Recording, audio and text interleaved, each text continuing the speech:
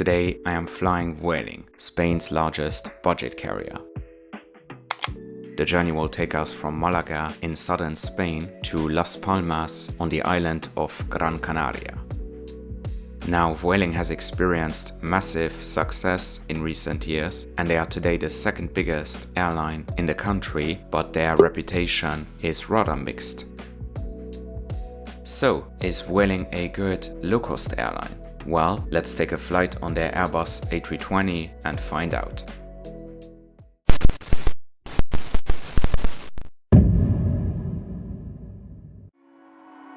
Buenos dias and welcome back to another flight review. Today we are booked on Vueling VI 3068, departing Malaga at 6:30 am and arriving in Las Palmas 2.5 hours later. I got here by Uber from the center of Malaga because the airport bus doesn't operate at 4:30 am. And spoiler alert, the Uber ride cost me almost as much as the flight itself, but more on that later. Malaga Costa del Sol is quite a large airport, and with its 22 million annual passengers, it is the fourth busiest in Spain.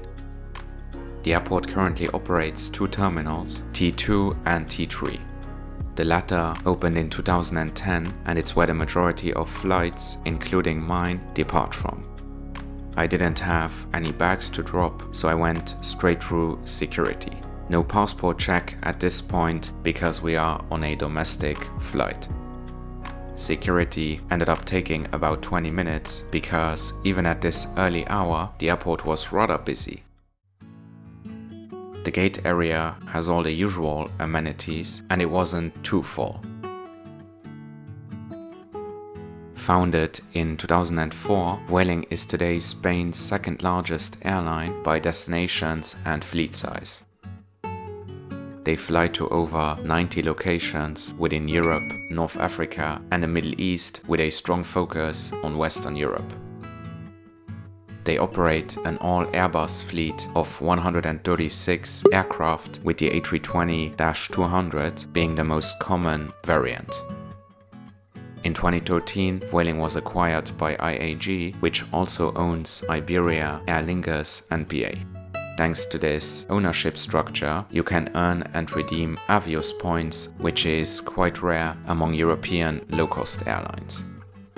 Vueling's business model is pretty similar to Ryanair and EasyJet, with extremely low base fares and lots of extra fees. But as a result of their partnership with Iberia, they do have a lot more codeshare agreements within the One World Alliance.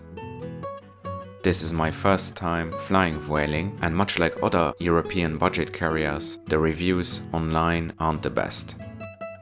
The one thing that annoyed me while booking was that the website doesn't show you the flight details once you get to the payment screen.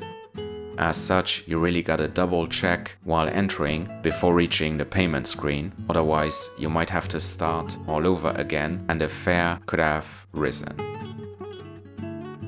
Vueling's baggage policy is almost identical to Wizz Air. As such, you get one underseat bag for free and have to pay extra for larger cabin bags. Their personal item size is slightly bigger than Ryanair, but smaller than EasyJet. And finally, on this particular flight, the extra luggage fees were pretty high, definitely more than some of the competition. We soon started boarding, and the process was surprisingly efficient. People stuck to their assigned groups and everything went very smoothly. And by the way, I did not see them measure or weigh anyone's bag, so they might not be all that strict when it comes to luggage, but don't take my word for it.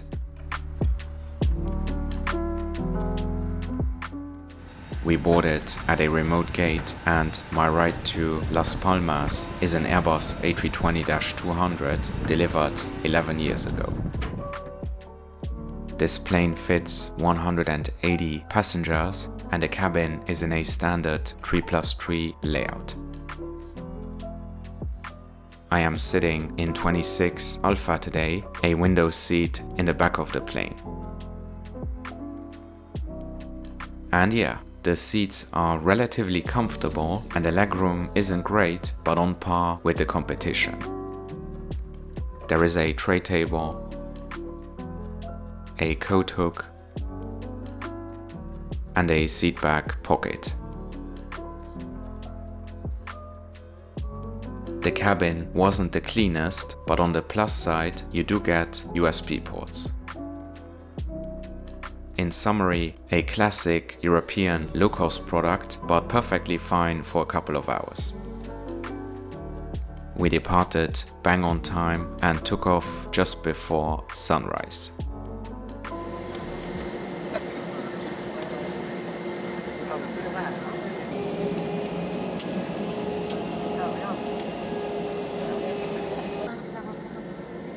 Cabin crew, take your seats for takeoff, gracias.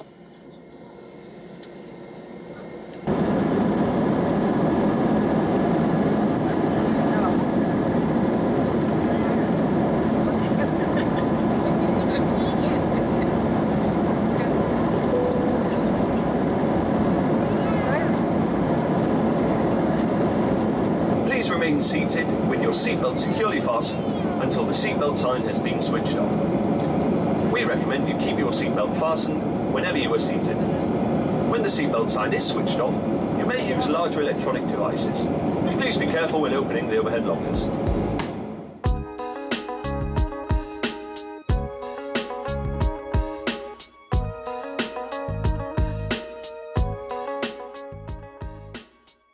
Vueling has a varied onboard menu, and I really like the fact that they offer Spanish staples like tapas and tortilla. Prices are standard and a tiny bit cheaper than Ryanair and EasyJet. It was a bit too early for me to get breakfast, so I ended up just purchasing a coffee for $2.95. The loo was relatively well kept, and I have to say that the cabin crew were very kind, friendly and professional. Quite a stark contrast to Air Europa, which I flew a week later. Anyhow, the rest of the flight was pretty uneventful, and just like most low-cost airlines, Vueling doesn't have any in-flight entertainment whatsoever. As such, I caught up on some well-deserved sleep.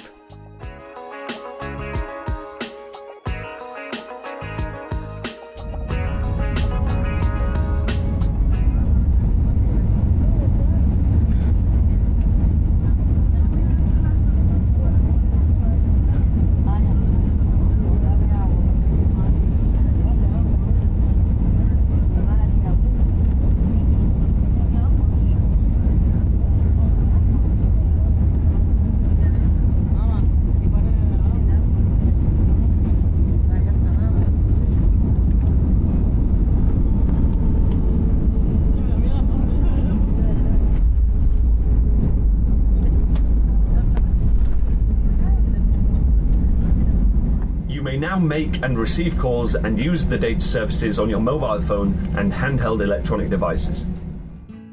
We arrived in Las Palmas at 8:05 a.m., 5 minutes behind schedule. I paid less than 29 euros for this flight, seat selection and coffee included. That is obviously super cheap. Now, I do have to clarify that this was personal item only, and just adding a larger cabin bag would have almost tripled the fare. And secondly, while these fares do exist on Vueling, they are not super easy to find.